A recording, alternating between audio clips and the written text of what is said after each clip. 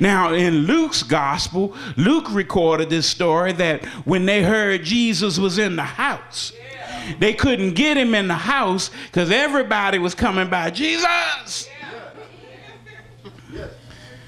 They just wanted to be around, see what was going to happen. Is he going to fry some fish? Let's see what's going to go on.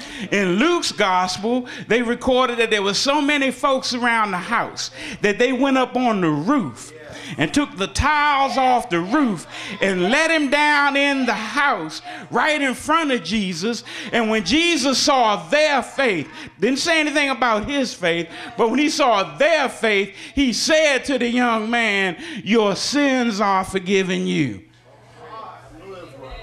You know, and I read that and I said, wait a minute, that's interesting. Wasn't anything about his faith. You know, sometimes folk got to believe for you. Some of y'all sitting here right now because Big Mama prayed for you.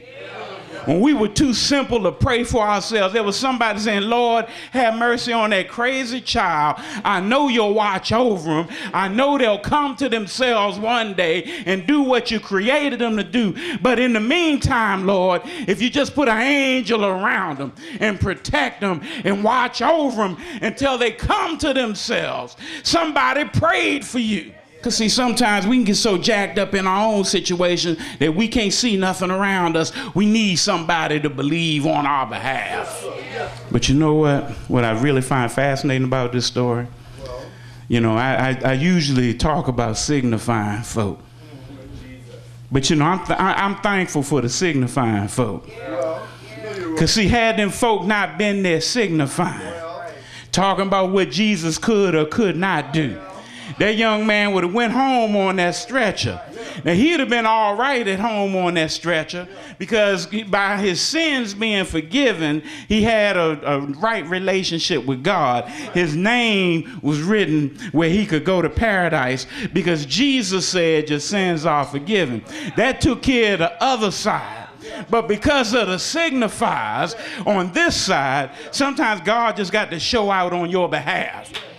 See, sometimes God just got to bless you, not because of you, not because you've been all that, or you need all that, or you did all that, but there's some folks around you who need to know that God's still in the blessing business.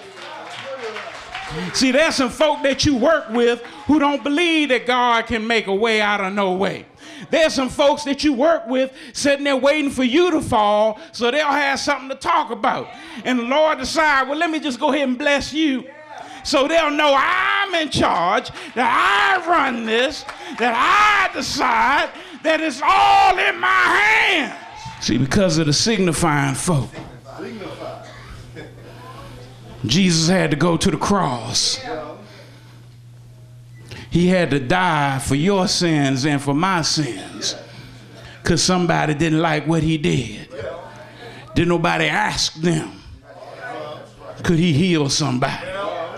Didn't nobody ask them if he could feed 5,000 folk? Didn't nobody ask them, could he raise Lazarus from the dead? Didn't nobody ask them? See, and they decided we gonna kill him. But you know what? I thank God for them signifying folk. I thank God for them folk who were trying to do their own thing, trying to make their own case, because God used everything they did to his glory. Don't you know everything that happened to you happens to you for a purpose and a reason? That God just don't let stuff happen to you, but everything that happens, happens for a purpose.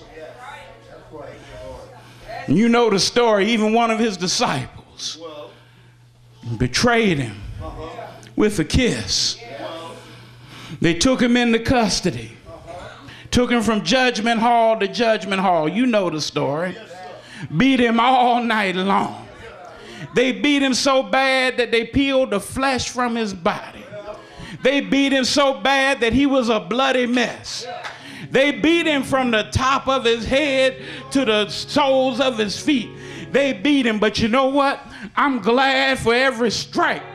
Because Isaiah said that by his stripes we are healed. That he bore the sins of the world in his own body. That God would look down on me in tender mercy and give me an opportunity to get it right. I'm glad today that they hung him on the cross. I'm glad that he chose to die for my sins and for your sins. But you know what else? I'm glad that when he hung his head on that cross and he hung there and died, he died. Yes, he died. He died. He died. How you know he died, preacher? Because when they pierced him in the side, the blood and the water ran down. They took him and laid him in a borrowed tomb. You know the story. He laid there all night Friday night, all day Saturday, all night Saturday night. But early, oh, you didn't hear me, early on Sunday morning, he got up, he got up, he got up, he got up, he got up with all power in his hand. He got up and took his seat next to the Father. He got up and my name was written in the Lamb's Book of Life. He got up and he set a welcome table for all those who believe in him. He got up. Now I don't fear death because I got somewhere to go. I don't worry about tomorrow because if he could get up from the dead, I'm going to get up too. I don't worry about what I used to do. I don't worry about the mistakes I made. I don't worry about that mess I used to engage in because he has forgiven me. Have you been forgiven?